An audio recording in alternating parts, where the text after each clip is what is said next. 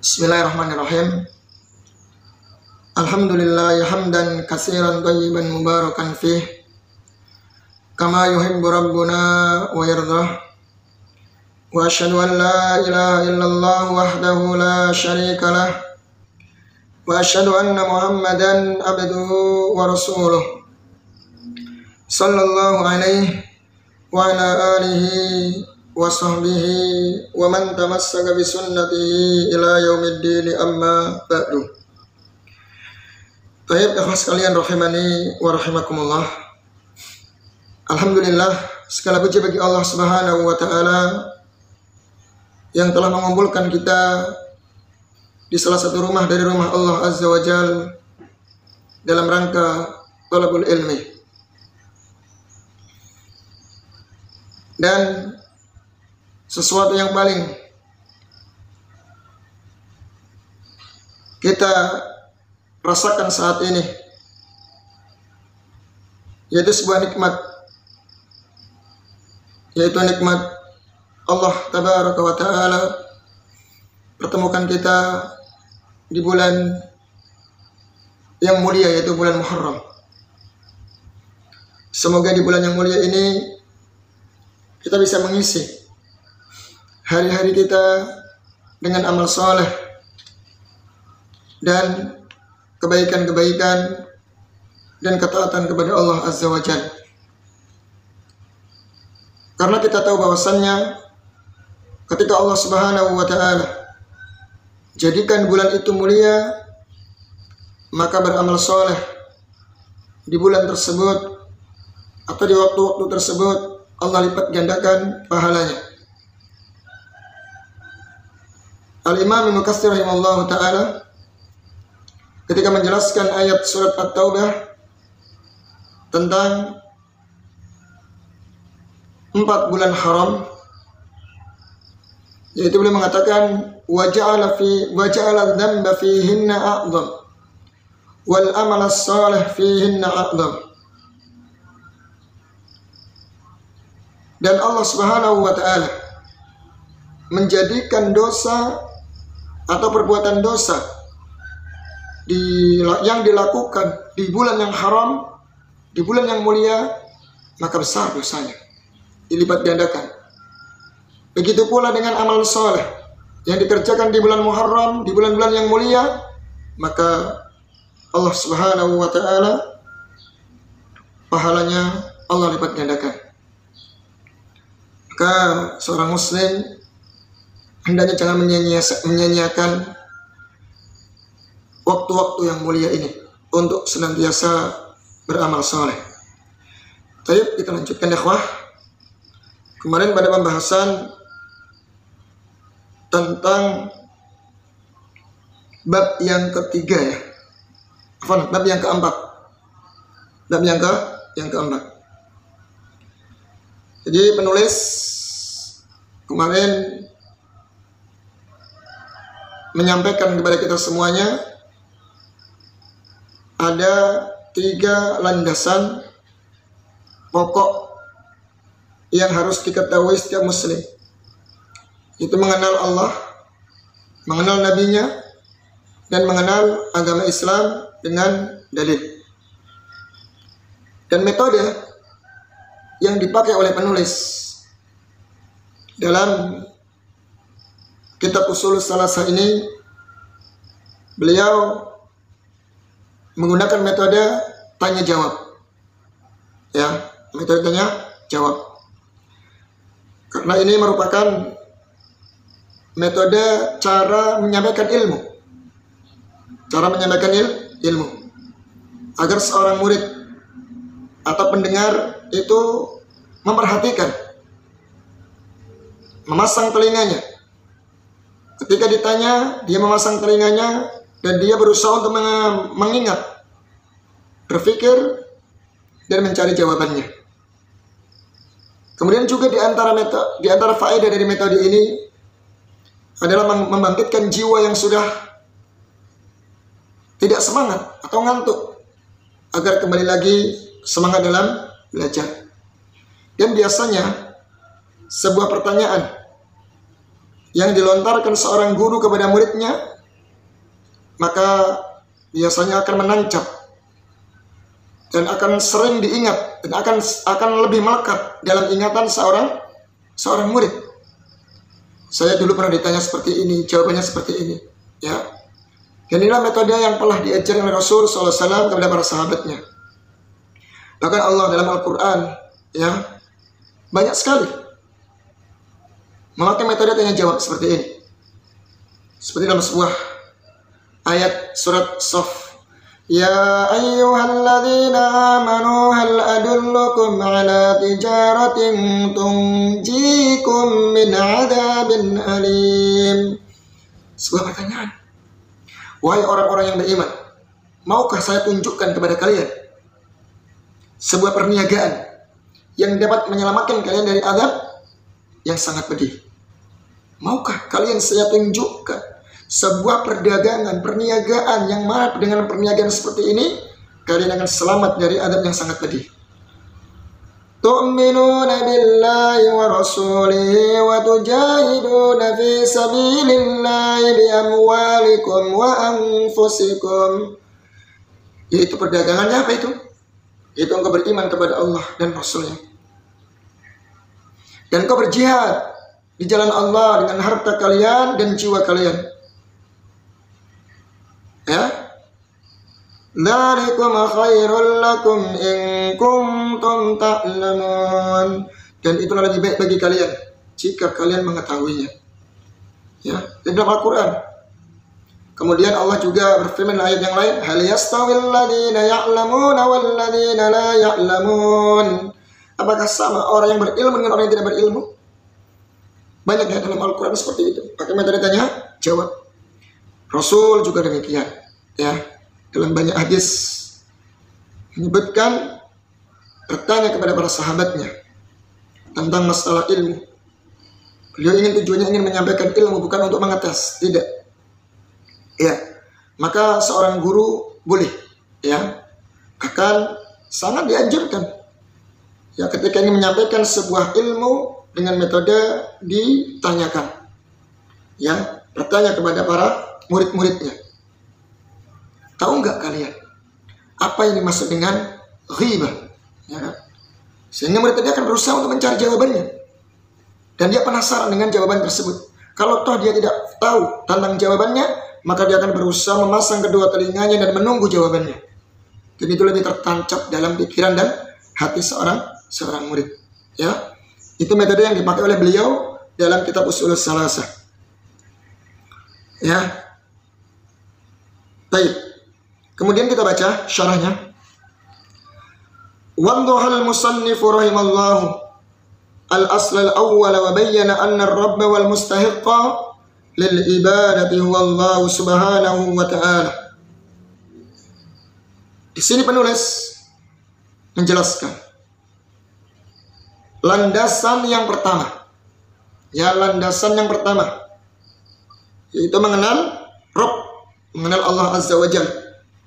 Wa bayyana anna Rabb, dan menjelaskan sesungguhnya Rabb wal mustahiqqa lil ibadati huwa Allah subhanahu wa ta'ala.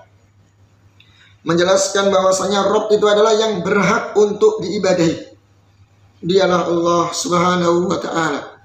Ingat ikhwah kaidahnya, ketika seseorang mentauhidkan rububiyah bagi Allah, maka melazimkan, mengharuskan bagi dia menetapkan bahwa ibadah, menjadikan ibadah hanya ditujukan kepada Allah Azza wa Jalla.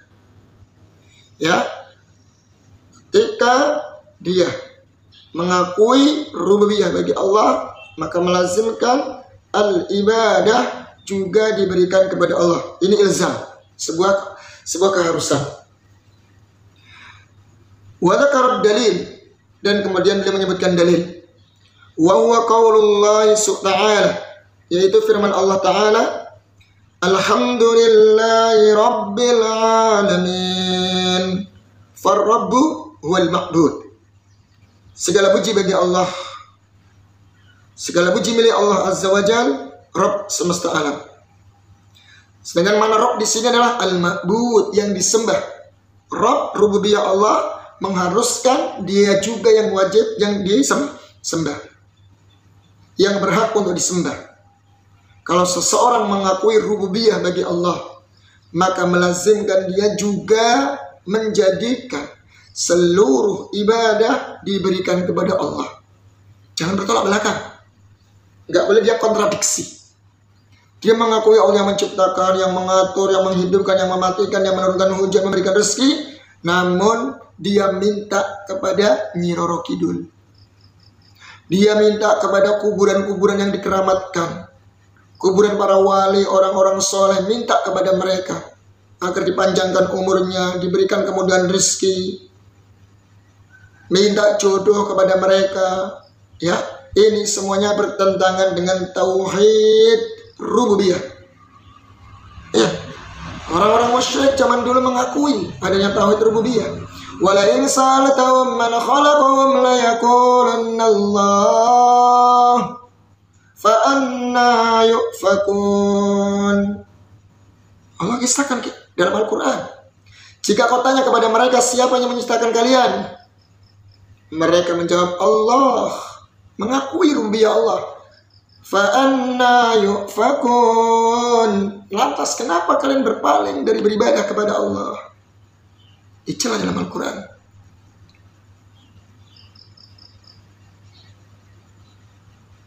Maka Allah Subhanahu wa ta'ala tantang.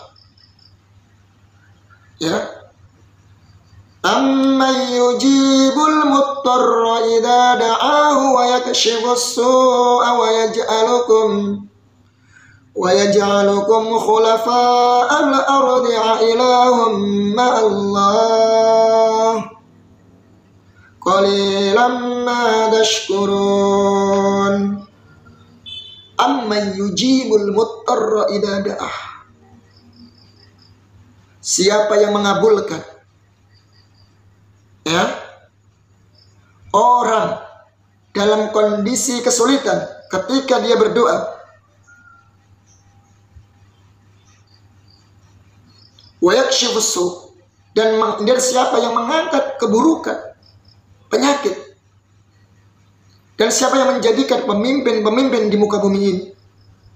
Adakah ilah sesembahan dari selain Allah? Ya, adakah ilah sesembahan selain Allah? Maka sungguh kalian termasuk orang yang sedikit bersyukur. Ya. Dalam ayat yang lain juga Allah berfirman. Allah berfirman tentang kondisi orang-orang yang meminta kepada selain Allah. Yang meminta kepada selain Allah Subhanahu wa ta'ala. Walladzina tad'una min dunihi ma yamlikuna min qitmir. Dan orang-orang yang kalian seru, yang kalian minta, yang kalian ibadahi dari selain Allah, mereka tidak memiliki sedikit pun dari kulit ari, kulit yang paling tipis yang melekat di tubuh kita. Enggak sedikit pun enggak memilikinya. Enggak bisa menciptakan atau apalagi memilikinya. In tad'uhum, jika kalian berdoa kepadanya, kepada mereka, la yasma'u du'aakum, mereka enggak akan mendengar doa kalian. Walau sami'u mastajabu lakum, seandainya mereka mendengar doa kalian, mereka tidak mampu untuk mengabulkan doa-doa kalian. Wa yaumal qiyamati yakfuruna bisyirkikum, dan di hari kiamat kalian telah kufur dengan perbuatan syirik kalian. Wala yunabbi'uka mislu khabir, dan tidak ada yang memberitahu kepada kalian semisal zat yang maha tahu. Itu Allah Subhanahu wa ta'ala. Bayangkan ya. Ya, bagaimana kondisi orang-orang yang diminta dari selain Allah. Mereka nggak mampu sedikit pun ya menciptakan kulit ari atau memiliki dari kulit ari sedikit pun. Ya, sedikit pun.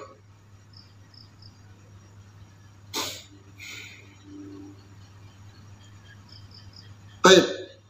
Sekarang kita Masuk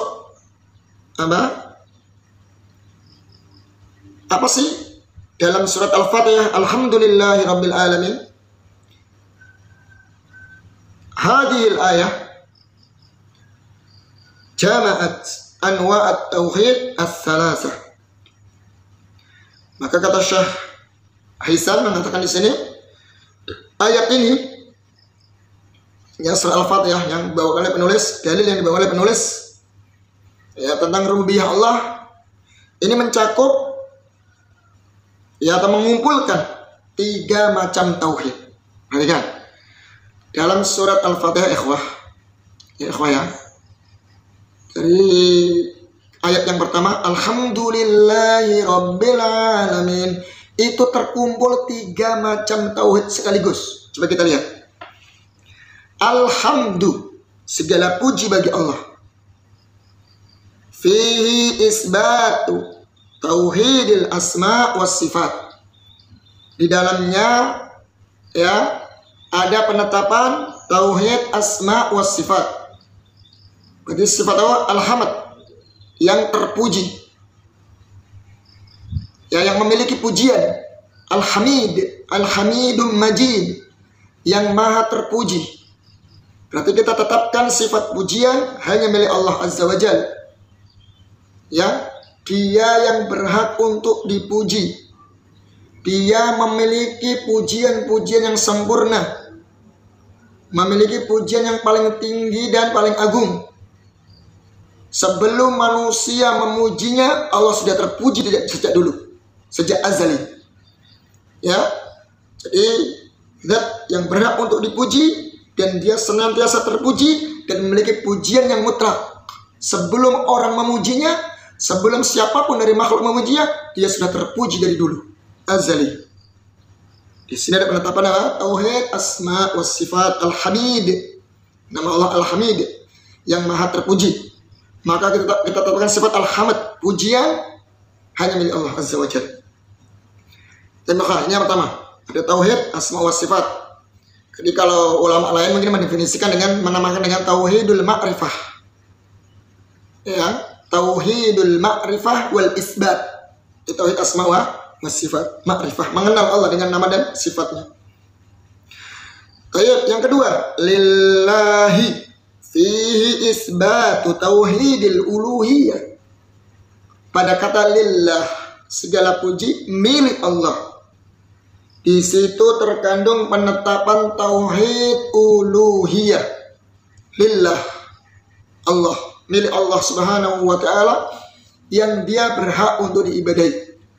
Karena segala bentuk pujian ya yang mutlak, yang sempurna, ini hanya milik Allah, maka dia pun wajib dan berhak untuk diibadahi. Rabbi fihi isbatu tauhidir rububiyah. Nah, sedangkan Rabbi adalah tauhid, terkandung di dalamnya penetapan tauhid rububiyah. Rabb, yang memelihara, yang mengatur, yang menguasai, yang menciptakan, yang memberikan rezeki, yang menghidupkan, yang mematikan. Terkait dengan perbuatan Allah, itu adalah tauhid rububiyah. Ya, kalau tauhid uluhiyah, sebagian ulama menamakan dengan tauhidul qasad, tolak atau tauhid tolak wal qasad, tuntutan atau tujuan hamba agar menjadikan ibadah, memurnikan ibadah hanya kepada Allah Azza wa Jalla. Ya.